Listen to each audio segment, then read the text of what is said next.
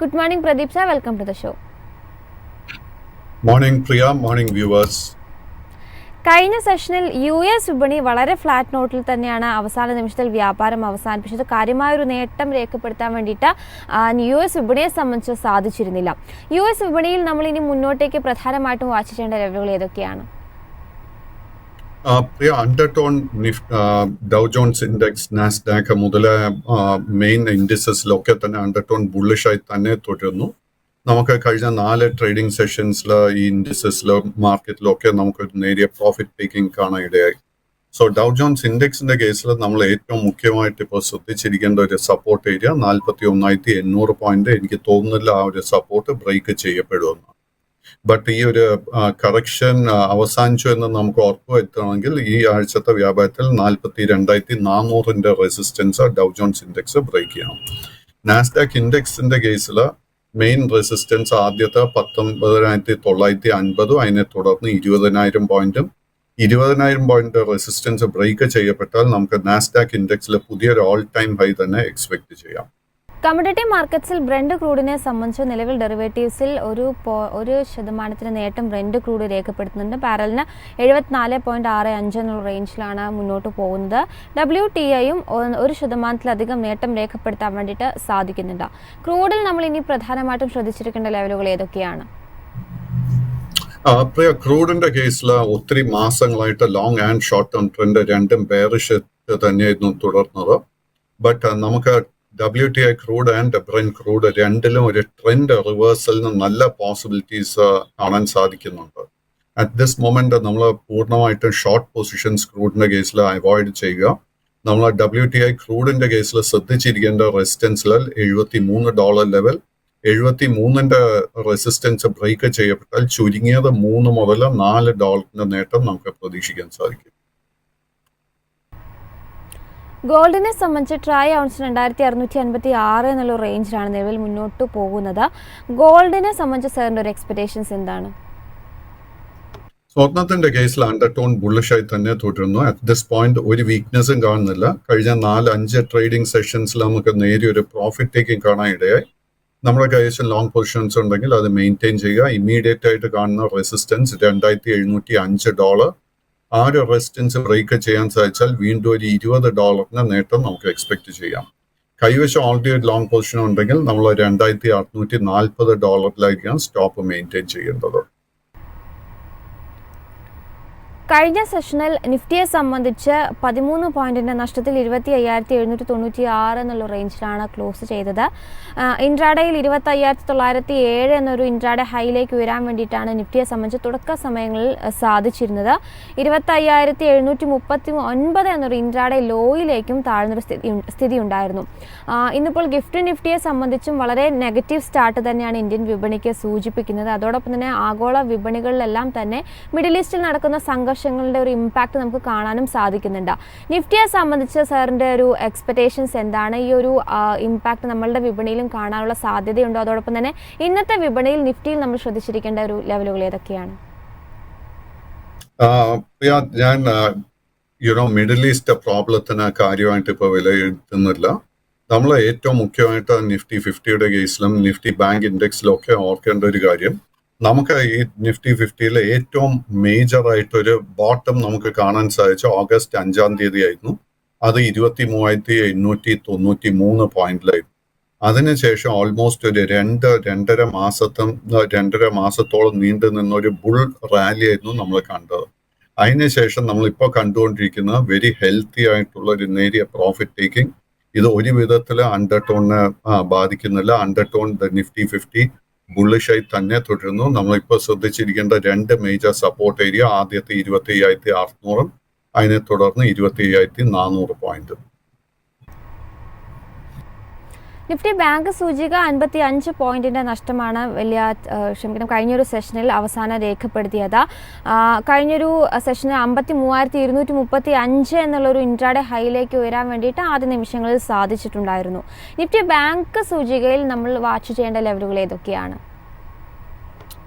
Nifty bank ഇൻഡെക്സിന്റെ കേസിലും നമുക്ക് August മാസത്തിന് ശേഷം വലിയൊരു നേട്ടമായിരുന്നു കാണാൻ സാധിച്ചത്. ആൻഡ് കഴിഞ്ഞ ആഴ്ചത്തെ ട്രേഡ് നോക്കുമ്പോഴേക്കും നമുക്കൊരു പുതിയ record all time high Nifty bank index നൽകിയിരുന്നു 54,467 പോയിന്റിൽ. സിൻസ് ദെൻ ഒരു ഹെൽത്തി പ്രോഫിറ്റ് ടേക്കിംഗ് നടന്നുകൊണ്ടിരിക്കുന്നു.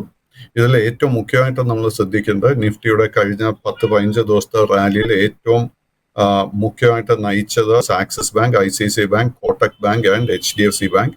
ഈ 4 മേജർ സ്റ്റോക്സിലായിരുന്നു നമുക്ക് കഴിഞ്ഞ 3-4 ട്രേഡിംഗ് സെഷൻസിൽ പ്രോഫിറ്റ് ബുക്കിംഗ് കാണാൻ ഇടയായത്. പബ്ലിക് സെക്ടർ ബാങ്ക്സ് കാര്യമായിട്ട് ഈ ഒരു റിക്കവറി റാലിയിൽ കഴിഞ്ഞ 2 മാസത്തിനിടെ പങ്കെടുത്തിട്ടില്ല. അതിൽ ഏറ്റവും നല്ലൊരു ബുള്ളിഷ് സെറ്റപ്പ് ലോ റിസ്കിൽ ഫോം ചെയ്ത് വന്നുകൊണ്ടിരിക്കുന്നു. It is in state bank of India. Stock specific ആയിട്ട് 1-ാം തീയതി ഓട്ടോ സെയിൽസ് കണക്കുകളൊക്കെ തന്നെ പുറത്തു വന്നിട്ടുണ്ടായിരുന്നു. നമ്മൾ ഓൾറെഡി ഓട്ടോ സ്റ്റോക്കുകളെ കുറിച്ച് ഡിസ്കസും ചെയ്തതായിരുന്നു. അതിൽ ഐഷർ മോട്ടോഴ്സുമായി ബന്ധപ്പെട്ട വ്യൂ ആണ് ആദ്യം ചോദിക്കുന്നത്.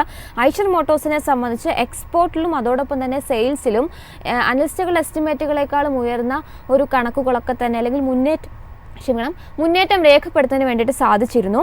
റോയൽ എൻഫീൽഡ്സിന്റെ സെയിൽസിലൊക്കെ തന്നെ ഒരു ഡബിൾ ഡിജിറ്റ് ഗ്രോത്ത് ഐഷർ മോട്ടോഴ്സിന് രേഖപ്പെടുത്താൻ സാധിച്ചിട്ടുണ്ട്. അതോടൊപ്പം തന്നെ എക്സ്പോർട്ടിലും 77% മുന്നേറ്റമാണ് രേഖപ്പെടുത്തിയിരിക്കുന്നത്. ഐഷർ മോട്ടോഴ്സിനെ സംബന്ധിച്ച് സാറിന്റെ ഒരു ലോങ് ടേം വ്യൂ എന്താണ്?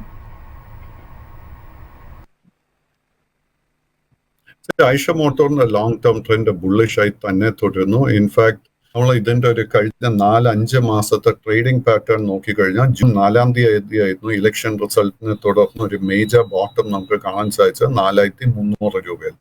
അതിനുശേഷം ഈ ഒരു സ്റ്റോക്ക് 4,600, 5,100 ഈ ഒരു റേഞ്ചിലെ കൺസോൾട്ടേഷനാണ് നടത്തി വരുന്നത്. കൈവശം ഓൾറെഡി ലോങ് പൊസിഷൻ ഉണ്ടെങ്കിൽ ആ ഒരു പൊസിഷൻ മെയിൻറ്റെയിൻ ചെയ്യുക.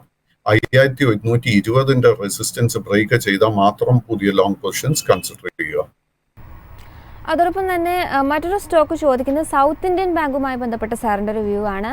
റിസൾട്ട് സീസൺ ആരംഭിക്കാനിരിക്കെ കമ്പനികൾ അവരുടെ ബിസിനസ് അപ്ഡേറ്റ്സുകളൊക്കെ തന്നെ പുറത്ത് വിടുന്നുണ്ട്. അത്തരത്തിൽ സൗത്ത് ഇന്ത്യൻ ബാങ്കിനെ സംബന്ധിച്ച കമ്പനിയുടെ ഗ്രോസ് അഡ്വാൻസ് 84,741 കോടി രൂപയായിട്ട് രേഖപ്പെടുത്തിയിട്ടുണ്ട്. ഓൾമോസ്റ്റ് ഒരു 14% ഒരു മുന്നേറ്റമാണ് ഇയർ ഓൺ ഇയർ ബേസിസിൽ ബാങ്കിന് രേഖപ്പെടുത്താൻ വേണ്ടിയിട്ട് സാധിച്ചിരിക്കുന്നത്. അതോടൊപ്പം തന്നെ ഡെപ്പോസിറ്റ്സ് പരിശോധിക്കുന്ന സമയത്തും 8% മുന്നേറ്റം രേഖപ്പെടുത്താൻ വേണ്ടി സാധിച്ചിട്ടുണ്ട്. കാസയിലും 8% മുന്നേറ്റം രേഖപ്പെടുത്താൻ വേണ്ടിയിട്ട് സൗത്ത് ഇന്ത്യൻ ബാങ്കിന് സാധിച്ചിട്ടുണ്ട്. സൗത്ത് ഇന്ത്യൻ ബാങ്കിനെ സംബന്ധിച്ച് ലോങ് ടേം വ്യൂ എന്താണ്? സൗത്ത് ഇന്ത്യൻ ബാങ്കിൽ നമുക്കിപ്പോൾ ഒരു ബൈയിങ് ഓപ്പർച്യൂണിറ്റി ഉണ്ടോ? പ്രിയ, അൺഫോർച്ചുനേറ്റ്ലി സൗത്ത് ഇന്ത്യൻ ബാങ്കിന്റെ long and short term trend രണ്ടും ബെയറിഷ് ആയിട്ടാണ് കാണുന്നത്.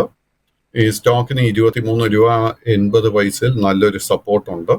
Let us wait and see ആ ഒരു സപ്പോർട്ട് നിലനിർത്താൻ സാധിക്കുന്നുണ്ടോ എന്ന്. ഈ സ്റ്റോക്കിൽ നമുക്കൊരു ട്രെൻഡ് റിവേഴ്സൽ കാണണമെങ്കിൽ 26 രൂപയുടെ മുകളിൽ ഇത് ക്ലോസ് ചെയ്യണം. 26ന്റെ റെസിസ്റ്റൻസ് ബ്രേക്ക് ചെയ്താൽ മാത്രം പുതിയ ലോങ് പൊസിഷൻസ് കൺസിഡർ ചെയ്യുക. പ്രേക്ഷകരെ ക്വരീസ് അഡ്രസ്സ് ചെയ്യേണ്ട സമയമായിട്ടുണ്ട്. അതിൽ റാഷിദ് എന്ന പ്രേക്ഷകൻ ആദ്യമായിട്ട് ചോദിച്ചിരിക്കുന്നത് ബർജർ പെയിൻസുമായി ബന്ധപ്പെട്ട വ്യൂ ആണ്. കഴിഞ്ഞൊരു സെഷനിൽ 0.5% നഷ്ടത്തിൽ 619 രൂപയിലാണ് ക്ലോസ് ചെയ്തത്. ബർജർ പെയിൻസിന്റെ ട്രെൻഡ് ബുള്ളിഷ് ആയി തന്നെ തുടരുന്നു. ഈ സ്റ്റോക്കിന് ഒരു മേജർ റെസിസ്റ്റൻസ് സോൺ നമുക്ക് കാണാൻ സാധിക്കുന്ന 620 മുതൽ 640 റേഞ്ചിലാണ്. കൈവശം ലോങ് പൊസിഷൻ ഉണ്ടെങ്കിൽ മെയിൻറ്റെയിൻ ദ ലോങ് പൊസിഷൻ.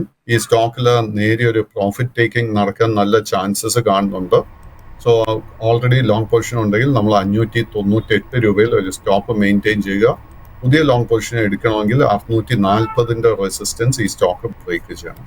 ഒരു പ്രേക്ഷക ആവലോൺ ടെക്നോളജീസുമായി ബന്ധപ്പെട്ട വ്യൂ ചോദിച്ചിട്ടുണ്ട്. 1% ഒരു നേട്ടത്തിൽ 586 രൂപയിലാണ് കഴിഞ്ഞ സെഷനിൽ ക്ലോസ് ചെയ്തത്. ആവലോൺ ടെക്നോളജിയുടെ അണ്ടർടോൺ ബുള്ളിഷ് ആയി തന്നെ തുടരുന്നു.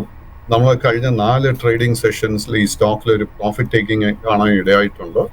കൈവശം ഓൾറെഡി ലോങ് പൊസിഷൻ ഉണ്ടെങ്കിൽ 558 രൂപയിൽ ഒരു സ്റ്റോപ്പ് മെയിൻറ്റെയിൻ ചെയ്യുക. പുതിയ ലോങ് പൊസിഷൻ എടുക്കണമെങ്കിൽ ഈ സ്റ്റോക്ക് 600 രൂപയുടെ റെസിസ്റ്റൻസ് ബ്രേക്ക് ചെയ്യാൻ വേണ്ടി വെയിറ്റ് ചെയ്യുക.